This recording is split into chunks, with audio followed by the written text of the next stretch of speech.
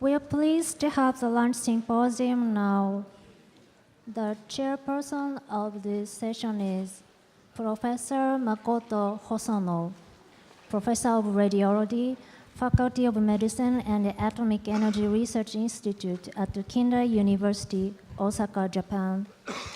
Professor Hosono, please start the session. Good day, colleagues. I'm Dr. Hosono of Kinda University, Osaka. Today, I'm very pleased to have Professor O'Sullivan as the guest speaker of this lunch symposium supported by Bayer Company. Professor O'Sullivan is one of the most distinguished scientists in radiation oncology, clinical oncology, and radionuclide therapy, especially in prostate disease. Let me introduce his career briefly. Professor O'Sullivan graduated from University College of Dublin Medical School in 1993 and trained in radiation oncology in St. Luke's Hospital in Dublin. In 2000, he took up a clinical research fellowship at the Royal Marsden, London, completing a doctorate thesis on the use of high doses of Radium-223 HEDP with stem cell support in advanced prostate cancer. He was appointed as a senior lecturer and consultant clinical oncologist to Queen's University Belfast in 2004 and was subsequently appointed as a professor of radiation oncology in 2011. He was appointed as clinical director of oncology at the Northern Ireland Cancer Centre, Belfast in 2014. His research interests include bone-seeking radionuclide therapy in metastatic prostate cancer, translational research in prostate cancer and radiotherapy, and clinical trials in advanced prostate cancer. And he has published many research papers. So today, his talk is Radium-223 from bench to bedside and the future direction for targeted alpha therapy.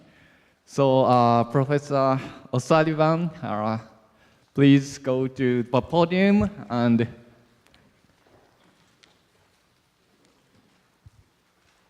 so let's get started. Thank you very much for the very kind introduction, and thank you to Bayer for inviting me to speak at the symposium. So nice to see you all again.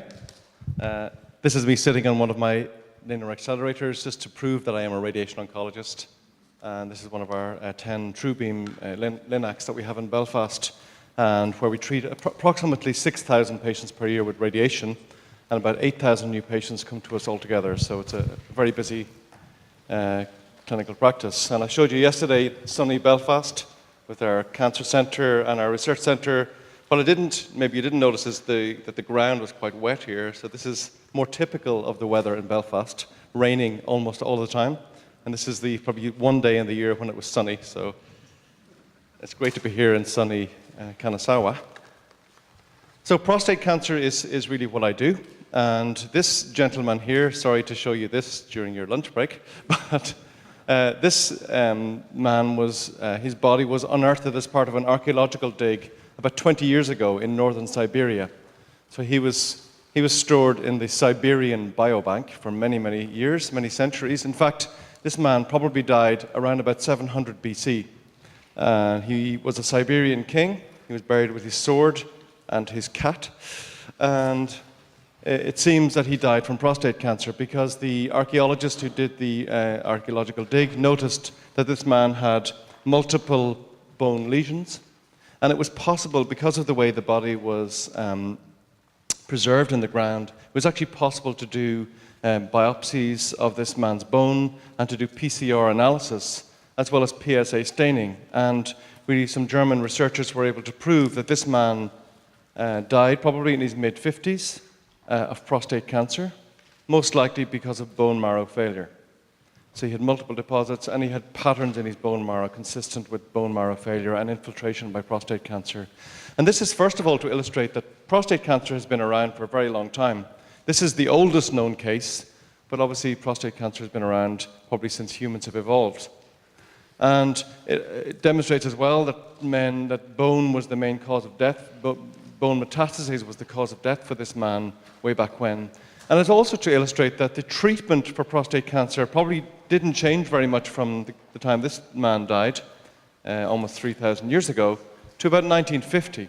And it was 1950 when the first suggestion that castration or that testosterone was important in the management of prostate cancer. And really, castration has been the standard therapy since about 1950 for advanced prostate cancer. Castration, initially in the form of surgical castration, as described by Charles Huggins, who won the Nobel Prize for that discovery.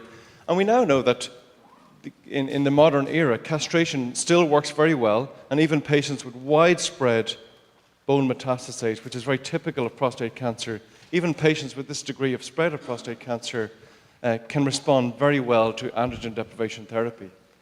And biochemical progression is usually the first sign of resistance. And from the modern era, and this is from the Stampede trial, which is the largest randomized trial in prostate cancer, looking at various different therapeutic options in men presenting with metastatic disease at diagnosis. And this is from the control arm, in which men just get androgen deprivation therapy, and that the average duration of response to castration therapy is 12 months.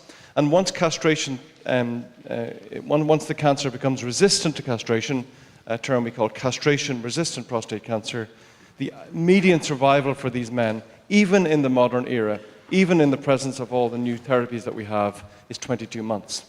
So we have a relatively short window of opportunity to treat these patients and to get the best for them, to maintain the best quality of life that we can for as long as we can. And I don't need to tell you guys the history of radionuclide therapy, but this is a brief history of bone-seeking radionuclide therapy. Here are the Curies, who, along with Becquerel, of course, discovered and first described radioactivity. And this is really just to illustrate that it wasn't very long after the discovery of radium that it was being used to treat cancer, initially in the form of metallic rods used in the first type of brachytherapy. And the first description, at least that I could find in the literature, of the idea of radionuclide therapy being used to treat prostate cancer metastatic to bone was in the mid-1960s, where P32 was being described as a potential radioactive material which could accumulate in the bones and potentially deliver some form of useful therapy to patients with metastatic prostate cancer. P32 really never took off for prostate cancer. And when we're thinking about bone-seeking radionuclides, and this is the simple clinician's view, there are two broad groups of bone-seeking radionuclides that can be used in metastatic cancer. Calcium analogs, strontium-89, which is a beta emitter, and of course radium-223, of which I will describe more, are attaching to a phosphate molecule. So the most common of which would have been samarium-153, attached to a tidronate, but also rhenium-186, which was a big part of my earlier career, and generator produced 188, and of course P32.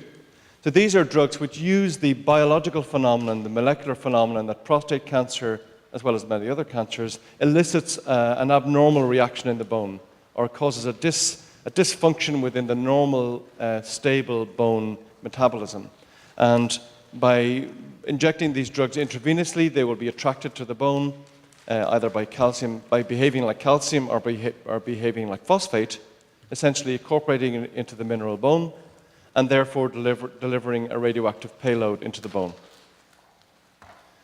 Now, this table is quite busy, but this essentially summarizes the randomized trial evidence for using bone-seeking radionuclides, the beta-emitting bone-seeking radionuclides, as single agents or in combination with radiation.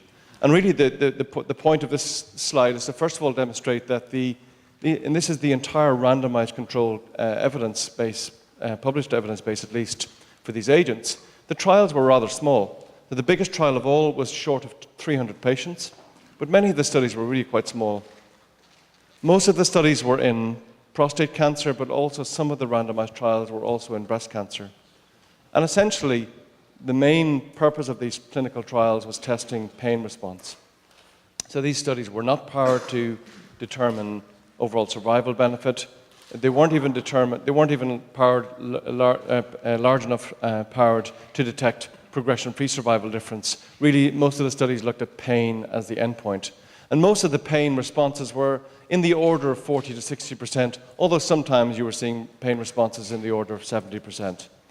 Those of you who understand the idea or who are familiar with the concept of testing pain as an endpoint in clinical trials will know that it's fraught with difficulties. But to summarize the beta-emitting radionuclide evidence base, pain responses up to about 70%, but mostly in the order of 30 to 50%. Dose-limiting toxicity, so if you try to escalate the intensity of or increase the dose, or the activity administered, or increase the intensity of how the treatment is delivered by giving multiple cycles or multiple fractions of radionuclide therapy, you will certainly encounter this, thrombocytopenia. The bone marrow is the dose-limiting organ, and particularly platelets.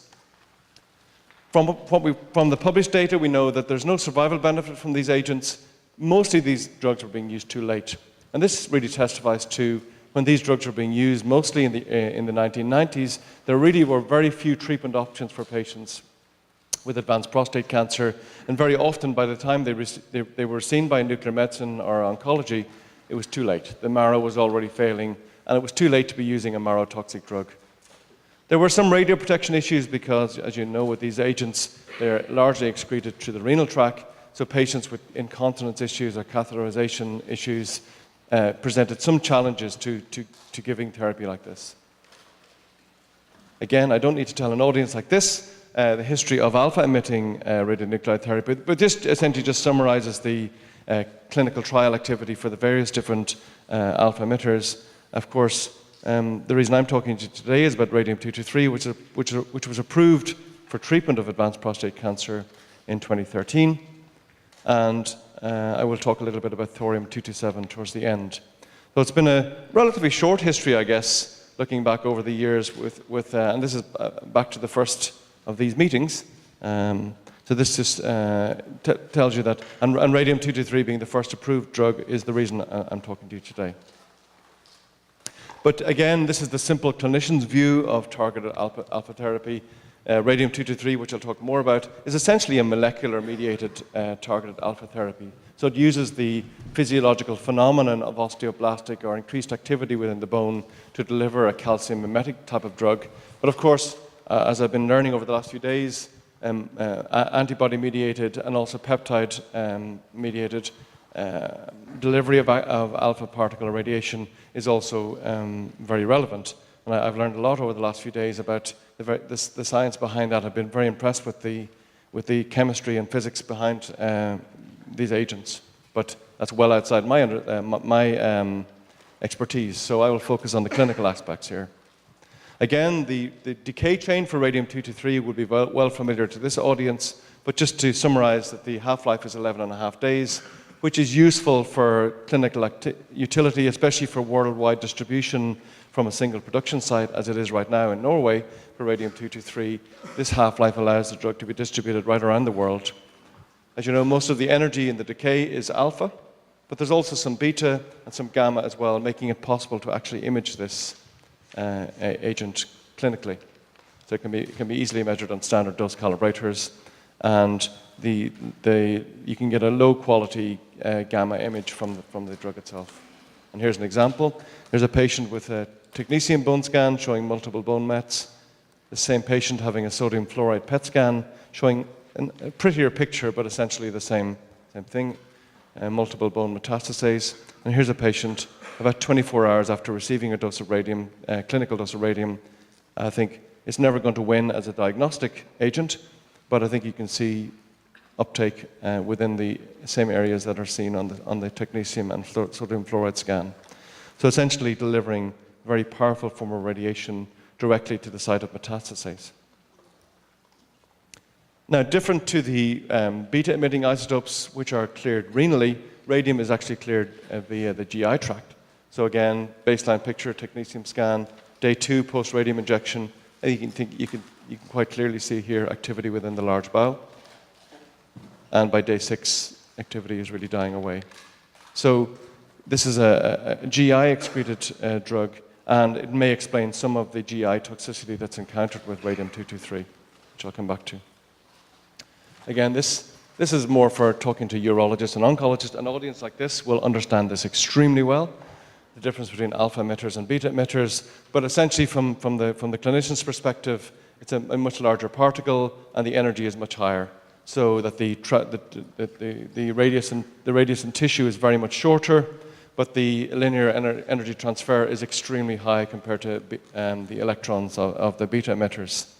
So it takes a lot less hits from an alpha particle, obviously, to do enough damage to a cancer cell or any cell, in fact, to cause enough DNA damage, irreparable multiple double-strand DNA breaks, compared to the amount of hits you need from a beta particle, thousands times more. And often the damage from a beta particle or from an electron radiation is more easily repaired by the cell's innate DNA repair mechanisms.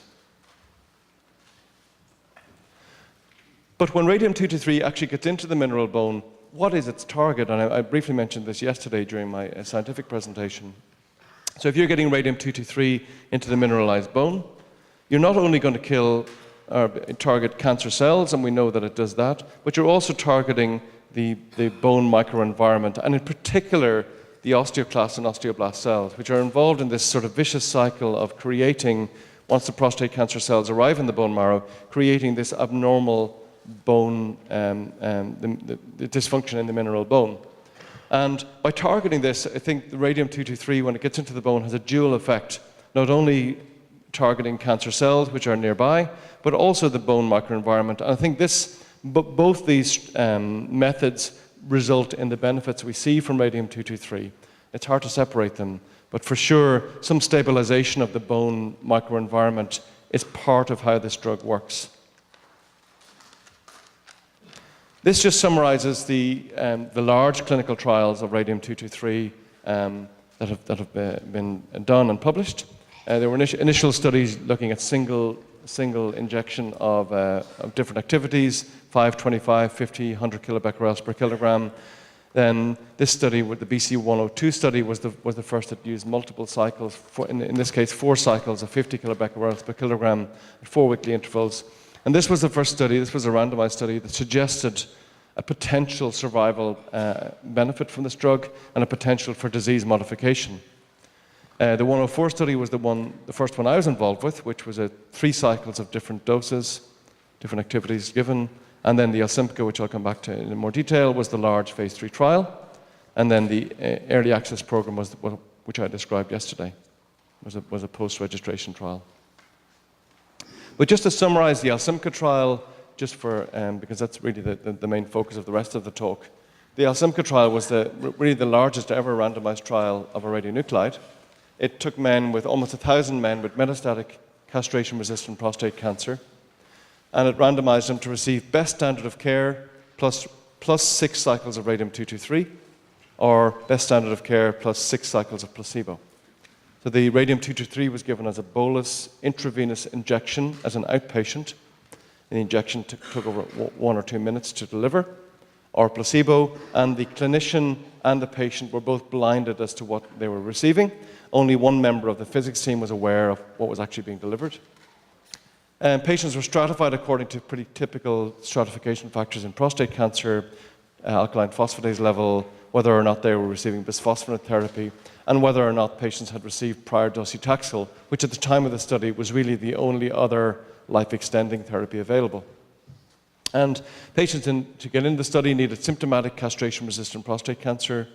Symptoms could mean anything from regular paracetamol to receiving opiate analgesia or having previously received external beam radiation for pain.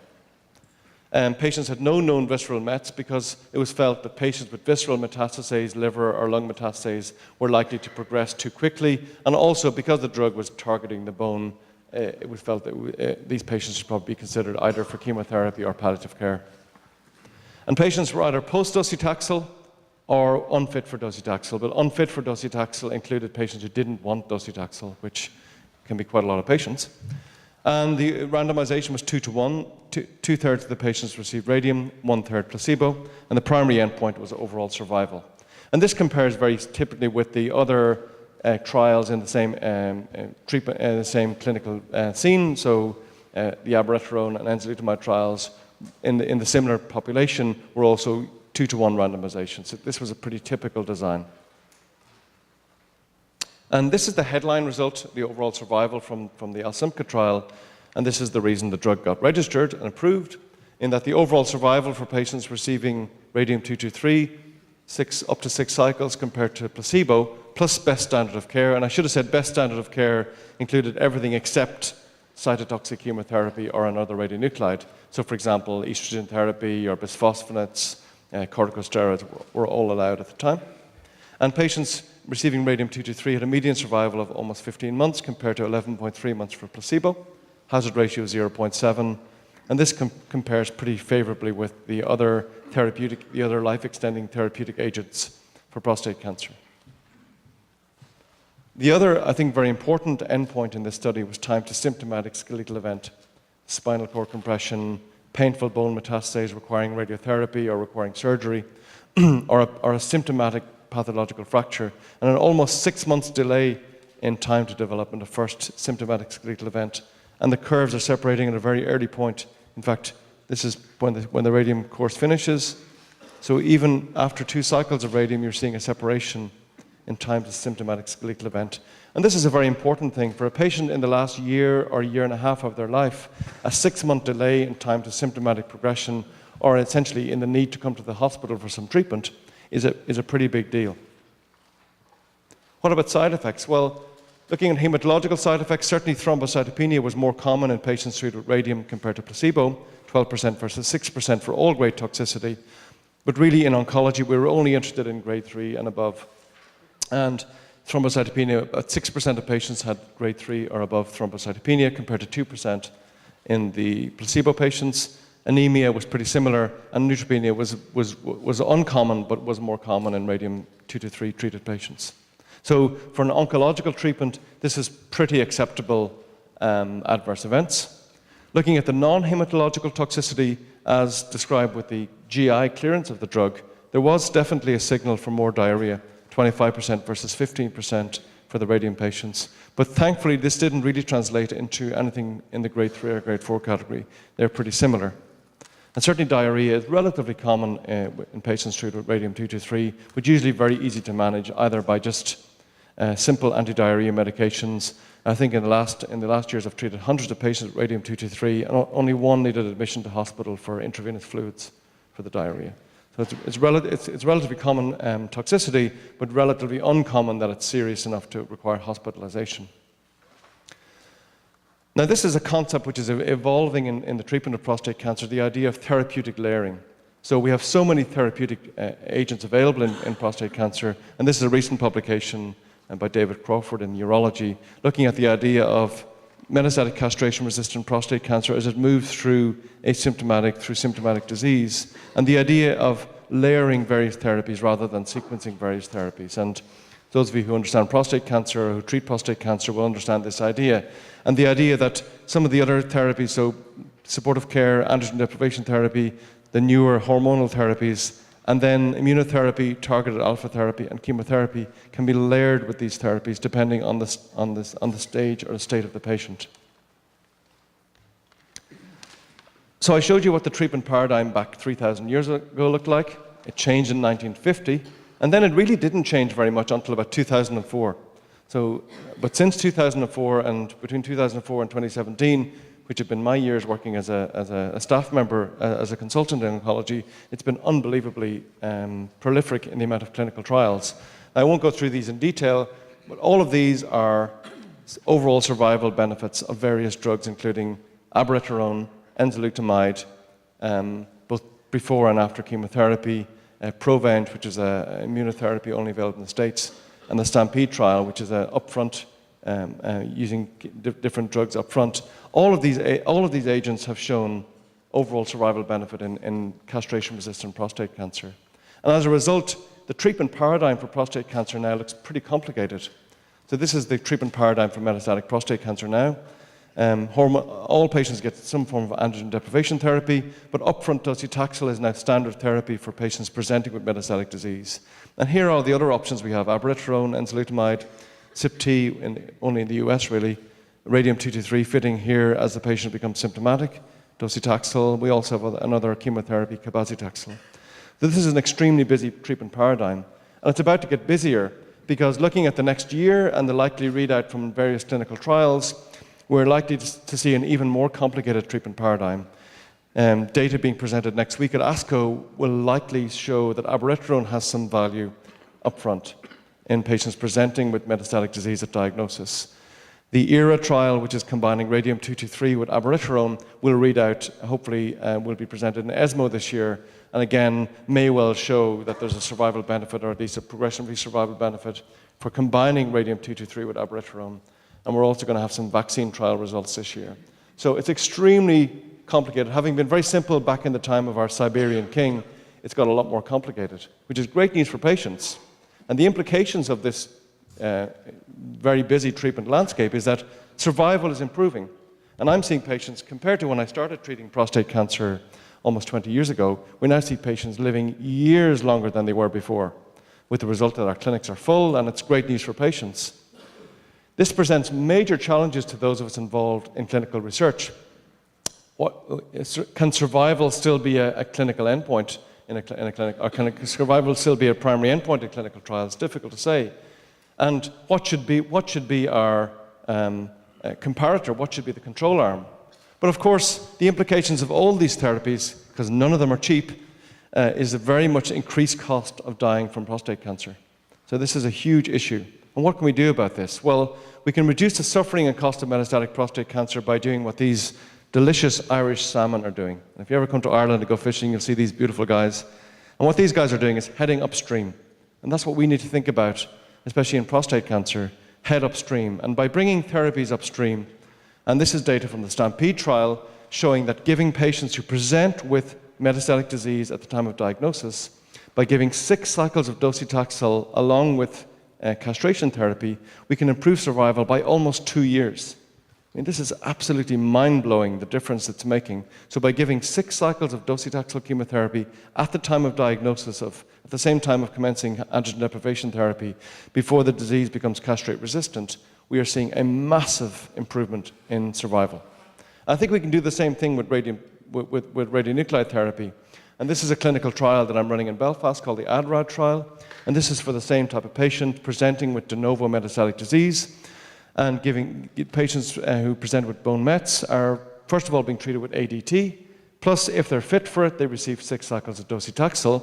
And once they've finished their upfront docetaxel, they then receive a radical dose of radiation using VMAT radiation to their prostate and pelvic lymph nodes, and 6 cycles of radium-223, the first cycle commencing at the time of the first fraction of radiation therapy. The idea being trying to capitalize on this idea that upstream therapy will have a bigger downstream effect, but also trying to look at the idea that while the cancer is as under control as possible, and by the time the patients are receiving their external and internal radiation, PSA is usually in single figures. The cancer is as well controlled as it ever will be again, but of course you're still seeing uptake on bone scan. So you'll still get uptake of this radium-223 into the bones, while the cancer is as well controlled as it possibly can be. This is a phase 1 study, really trying to make sure we're not seeing any overlapping, particularly GI toxicity. I'd be happy to talk to anybody about this afterwards. But of course, targeted alpha therapy is an evolution. We saw great data yesterday on actinium PSMA, and I think this is really very exciting. You're seeing, amazingly dramatic responses. Of course, the toxicity is something that's going to have to be addressed, but I think it looks very exciting, the idea that you can get an alpha particle even outside the bones as well. And I think thorium potentially is an agent which has the ability, my understanding is that it has better chemistry for attaching to peptides and to antibodies. And the half-life of 19 days, again, makes it suitable for potentially a commercializable drug. And obviously phase 1 studies are underway, as we heard. This is not my major area of expertise, but again, targeted thorium conjugates are being investigated in several tumor types, lymphoma, breast, colorectal, gastric, lung, and prostate cancer. And CD22 thorium treatment has displayed a significant tumor growth inhibition survival in lymphoma preclinical models. And also, there's selective significant anti-tumor efficacy in prostate cancer xenograft models. Also being looked at in breast cancer. And I think there's real potential of this isotope for medical use. So in conclusion, looking at prostate cancer, it's been a very busy decade of improved therapy in advanced prostate cancer. We have major challenges with the cost of therapy, and for most healthcare services, and also for health insurers, prostate cancer is now a major headache. We have big challenges in trial design, and I think we really need to look towards molecular stratification and trying to get the right therapy for the right patient at the right time based on the genetic profile of the patient and also of the tumor itself. I think we need to become more ambitious in treating metastatic prostate cancer and metastatic cancer generally. That's why it's so encouraging to hear some of the presentations I heard about really trying to tackle some of the more difficult cancers using alpha therapy. And finally, I'll finish with this. This is just to tell you what the Irish sense of humor is like. This is a patient of mine, Philip, who has given me permission to use this slide, and I have done many times. And Philip was turning up one day to start a clinical trial, and he had a jumper on. He said, "You got to see my T-shirt." And this is a human guinea pig testing in progress. And this is, first of all, to show you what the Irish sense of humor is like. This is sort of a gallows humor, which is a sort of black humor. But it's also to emphasize the importance of clinical trials. And the reason we have Radium-223 available now globally is because of the huge clinical trial effort. And I think it's going to be very important, particularly for some of the therapies I've heard about, the testing in a clinical trial. Yes, the scientific investigation has to happen. Yes, the physics and the chemistry has to be right. But the only way these drugs are going to get to widespread use is through clinical trials. And I'll finish on that note. Thank you for your attention. Professor O'Sullivan, thank you very much for your excellent talk. We are running out of time, but I think we have time for one question. Anybody? Yeah, please. It is an impressive story you tell, and you briefly touch in the latter part on the cost. Could you elaborate a little bit more on it? Because if I understand well, using the Radium-223 gives an extended life expectancy of about 36 months. And you indicate that if you do an upstream treatment, you have a 2 years at relative moderate cost, better quality of life. If I understand that correctly, could you put some figures to this 36 months and this 2 years? Actually, it's actually 3.6 months. So the survival benefit... sorry, yes, 33. Yeah. So yeah. in advanced disease, in castration-resistant patients near the end of their life, the survival benefit is 3.6 months.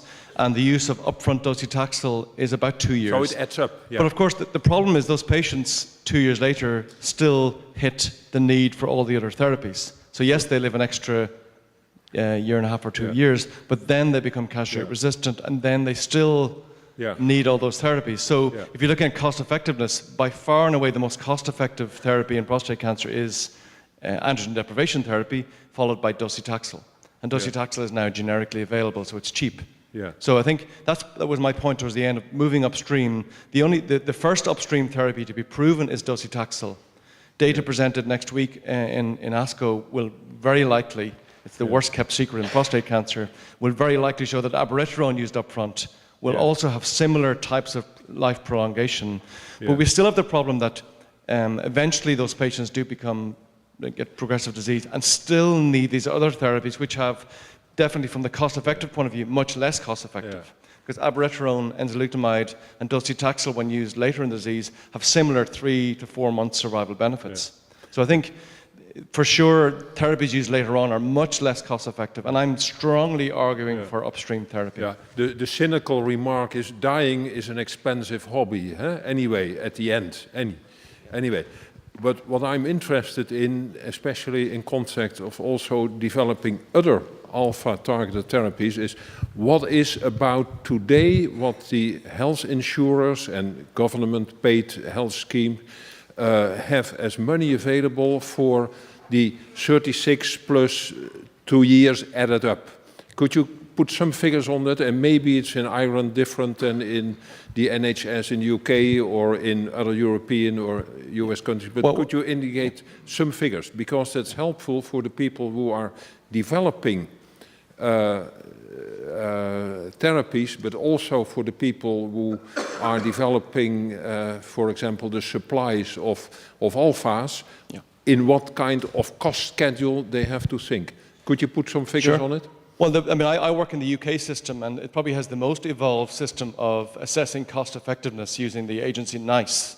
And it's been around for about 20 years now, and it really very rigorously tests any new therapy which is proposed in any disease. It looks at the cost effectiveness. And when it talks about value for money, it talks about £30,000, or about, I suppose, $45,000 per quality adjusted life year. So that's the type of figure that NICE will accept as the threshold for saying something is cost effective. And if something comes in at a cost where it's less than £30,000 per quality adjusted life year, then it will be approved, and the UK government will pay for it. Now, I notice many other, obviously there's hundreds of other models of health paying, but I notice now, especially in North America, they're starting to pay much more attention to what NICE says, that the health insurance in the States, and also the rest of Europe, look towards NICE to see the rough cost effectiveness. And I think it's a very important issue, especially in a UK system, which is a taxpayer-funded health service, that it should be as cost effective as possible. So I think the rough guideline figure is £30,000 sterling per quality adjusted life year.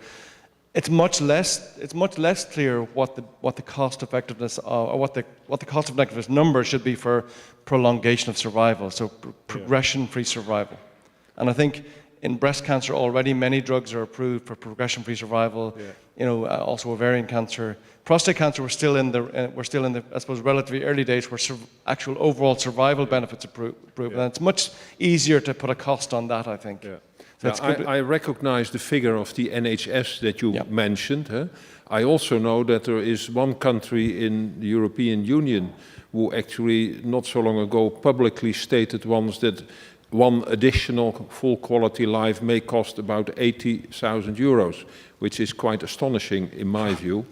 And I believe that one of the attractions of targeted alpha therapy is that it is combining the potential of high therapeutic effectiveness with high cost effectiveness.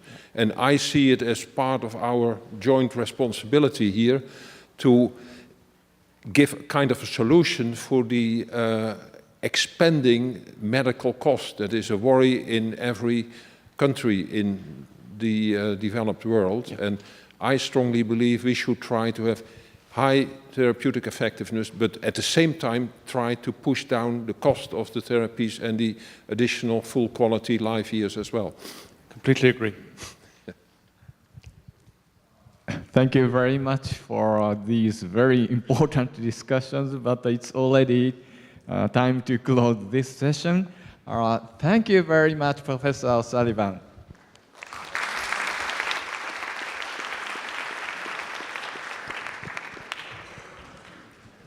Professor O'Sullivan, thank you again for your very informative lecture. Professor Hosono, thank you for chairing the session. Please hand a completed attendance form and your lunchbox to our staff at the exit. Before you leave, please make sure that you do not leave anything behind. Thank you very much for your attending today.